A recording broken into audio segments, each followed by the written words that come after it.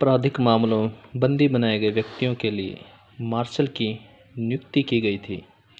यही वह काल था जिसमें दंड के तौर पर माल एवं संपत्ति की जब्ती की व्यवस्था की गई।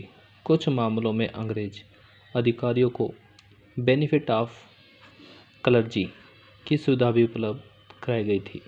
न्यायिक दृष्टि से सर्वप्रसिद्ध राज्यपाल का न्यायालय अंतिम न्यायालय था, क्योंकि वही चोल्ट्री कोर्ट के नियमों के विरुद्ध अपीलों की सुनवाई करता था। तीसरा चरण, न्यायिक प्रशासन में सुधार की दृष्टि से इस चरण 1686 से 1726 तक को महत्वपूर्ण माना जाता है। इस चरण में दो प्रकार के विशेष न्यायालयों की स्थापना की गई थी, सामुद्रिक न्यायालय तथा मेयर कोर्ट। सामुद्रिक न्यायालय तीसरे चरण की एक महत्वपूर्ण उपलब्धि अथवा घटना। सामुद्रिक न्यायालय की स्थापना माना जाता है। इस कोर्ट की स्थापना सन 1686 में की गई थी। इसमें कुल 3 न्यायाधीश होते थे, जिनमें से 2 व्यापारी तथा एक कानून का ज्ञाता विधि विशेषज्ञ लॉ होता था।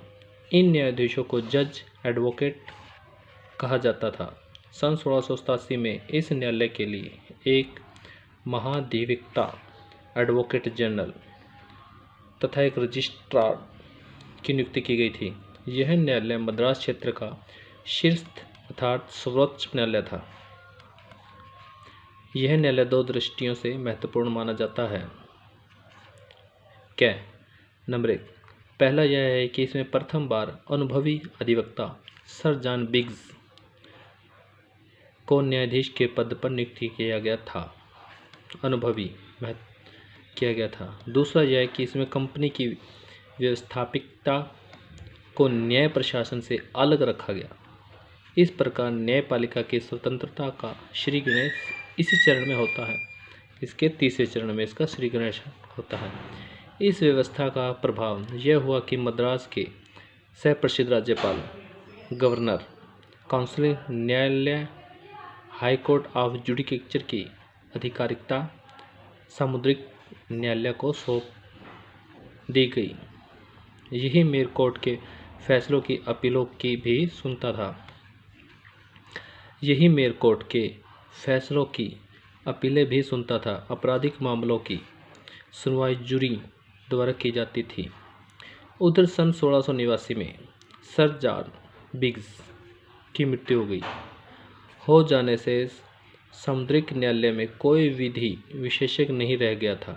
अतः सामुद्रिक न्यायालय एक बार निलंबित हो गया और उसे मेयर कोर्ट के फैसलों के विरुद्ध अपीलों की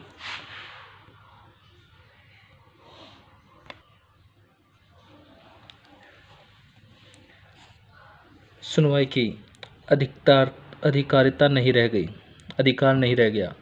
इसे पुनर्जीवित करने के लिए, दोबारा जीवित करने के लिए कोर्ट ऑफ जुडिकेचर का पुनर्गठन किया गया, जिसमें 3 न्यायाधीश होते थे, यानी कि 3 जज होते थे, एक विधि विशेषज्ञ तथा 2 सर्वप्रसिद्ध राज्यपाल के सदस्य। जज एडवोकेट के रूप में सर जॉन डोल्विन की नियुक्ति की गई थी, लेकिन सन 1694 में डेल्विन को रिश्वत के आरोप में इस पद से हटा दिया गया था। इन सब के बावजूद यह न्यायालय सन 1704 तक चलता रहा। इसी समय कुछ महत्वपूर्ण निर्णय लिए गए, जिनके अनुसार सर्वप्रसिद्ध यानी कि गवर्नर काउंसिल के सदस्यों को एक एक करके जज एडवोकेट का कार्यभार संभालना था। यानी कि गवर्नर काउंसिल के सदस्यों को एक एक बारी बारी करके जज एडवोकेट का कार्यभार संभालना था। नंबर 2, कालांतर में सन 1704 में यह सुनिश्चित किया गया कि जज एडवोकेट का पद रिक्त रहना चाहिए। कालांतर में सन 1704 में यह भी सुनिश्चित किया गया कि जज और एडवोकेट का पद खाली रहना चाहिए। सामुद्रिक न्यायालय की आधिकारिकता का प्रयोग सर्वप्रसिद्ध राज्यपाल द्वारा किया जाए। सामुद्रिक न्यायालय की आधिकारिकता का जो अधिकार है का प्रयोग सप्रसिद्ध राज्यपाल यानी कि गवर्नर काउंसिल द्वारा किया जाए।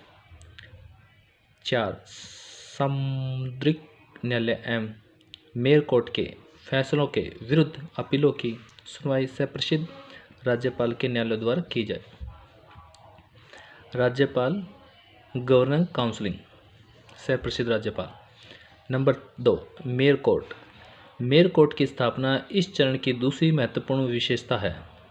जो मेयर कोर्ट है इसकी जो दूसरी सबसे महत्वपूर्ण विशेषता है वो दूसरी है। सामुद्रिक न्यायालय की स्थापना के 2 वर्ष बाद सन 1687 में जारी राजपत्र के अंतर्गत सन 1688 में मद्रास में मेयर कोर्ट की स्थापना की गई। इस कोर्ट का गठन मेयर एवं एल्डरमैन से मिलकर होता था।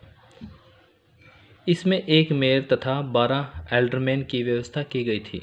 मेयर तथा 3 एल्डरमैन का कंपनी का अनुबंधी कर्मचारी होना आवश्यक था, यानी कि जो कंपनी है उसका अनुबंधी होना जरूरी था। शेष 9 एल्डरमैन किसी भी राष्ट्रीयता के हो सकते थे, किसी भी राष्ट्र और राष्ट्रीय के हो सकते थे। गणपूर्ति के लिए 1 मेयर तथा 2 एल्डरमैनों की उपस्थिति पर्याप्त थी।